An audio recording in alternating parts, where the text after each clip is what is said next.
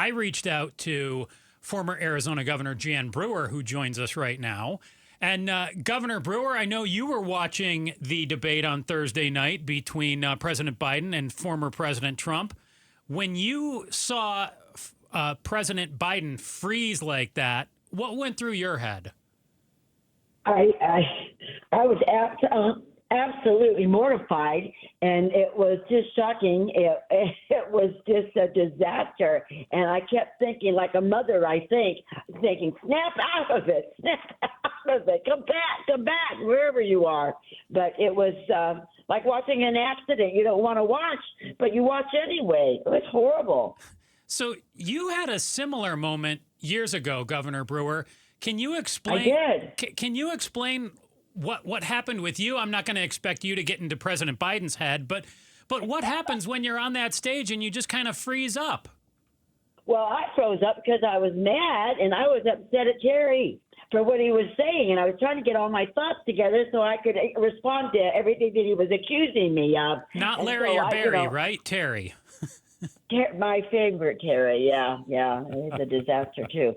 But anyway, that's what was going on with me. But, I think that I didn't last as long diminished as Joe. I mean, that went on all hour and a half. It was just terrible. And it's bad when his own party is saying that it was really, really bad. But I actually felt concerned, with him, about him, as you do for another human being. But it was not a good night. It was not a good night for President Biden. Governor Brewer, you are hearing, as we all are, that, maybe President Biden should drop out. We know his advanced age. The performance the other night was terrible. But I want to ask you, just take us inside politics for a second here, because one of the things that Joe Biden has a good reputation for is being able to bring people together behind the scenes. That maybe in public he struggles, and that's really been the case for 30 years in public life. And I want to have you compare that, because you're someone that has a reputation of, whether it was Medicaid expansion, whether it was when you were Secretary of State or when you were governor, and getting through the temporary sales tax increase to help K-12 when we were going through the horrible recession. You were someone that was really, really strong behind the scenes, and you faced criticism as well as far as, okay, is Jan Brewer the best speaker we've ever seen? Who knows? Maybe not. But behind the scenes, you get stuff done. How important is that? Even I know ideologically you and Joe Biden are not on the same page. How important is it to remember that, people can be great behind the scenes and maybe not quite as good in public? Well, I think that's up to the public to determine and to decide. I think that the proof is always in the pudding. I mean, it's what you resolve, what you saw, what you deliver. That's the important thing when you're an elected official. But there's a difference between having diminished mental acuity and screwing up. I mean, when you think about the people that have had bad debates for a few seconds or a few moments, or the press has picked on you because you've done something that they didn't agree with, or they wanted to be judgmental because you're working your tail off and you're tired maybe. But with Joe Biden, it is diminished mental acuity. And I think it's horrible that his family is, from everything that I hear, is encouraging him to hang in there. He obviously is not doing the job. I can't believe that he's doing the job. Now, a lot of people say that it would be good for Trump if he would leave. Do you believe that? Say that.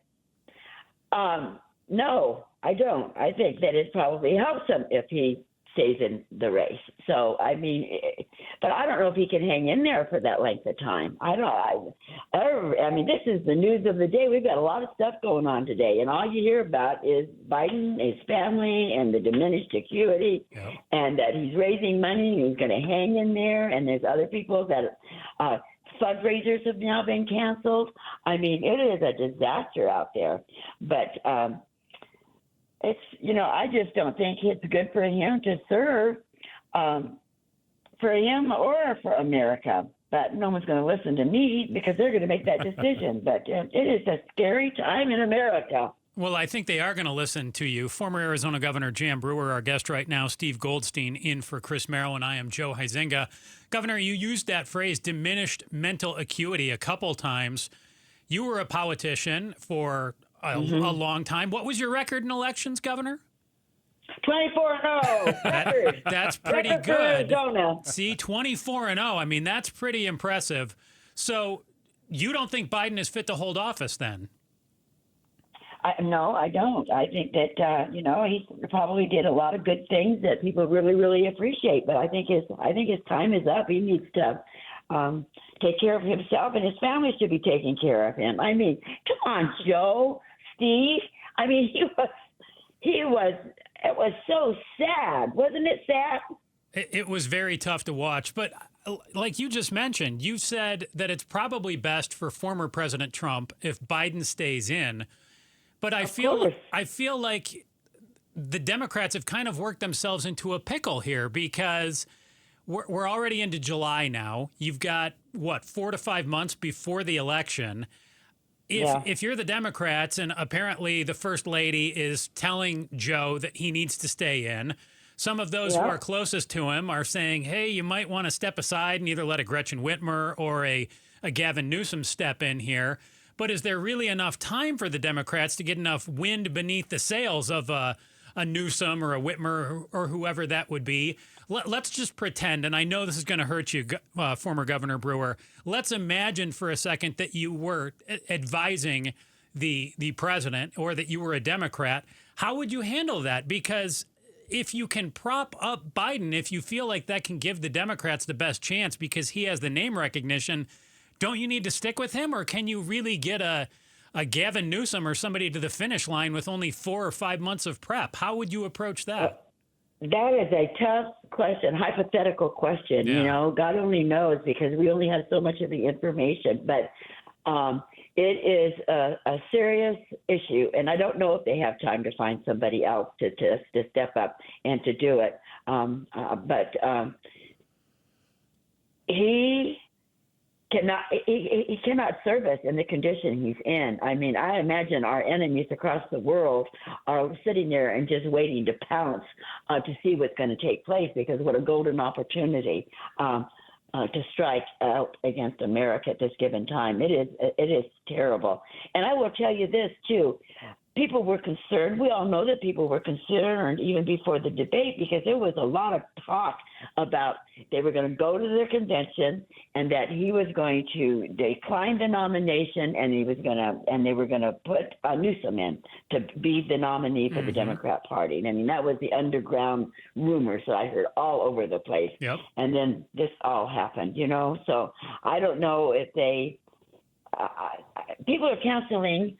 They keep talking about the money that they raised afterwards, you know, and they've really been spending it. And he did do good the next day, you know, for whatever the reason. So it's probably intermittently, you know, diminishing. At times he's better and other times he's not so good. But we have seen it before now even, but not that strikingly, I don't think. But we have seen it, you know, with our own eyes and unfortunately kind of ignored it, I think, more so than anything else. But I don't know what the Democrats are going to do. But if he stays in, that helps Trump. So that's good for us Republicans. All right. Well, mark it down. Former Arizona Governor Jan Brewer, thank you so much for your time this afternoon, Governor. We really appreciate it. Happy 4th of July, guys, and have a great day. Happy 4th of July to you. 24-0 in elections, Steve. The former Arizona governor was right there. Thanks for watching The Chris and Joe Show. Click to see more from Chris and Joe and tap the button in the middle to subscribe to KTAR News.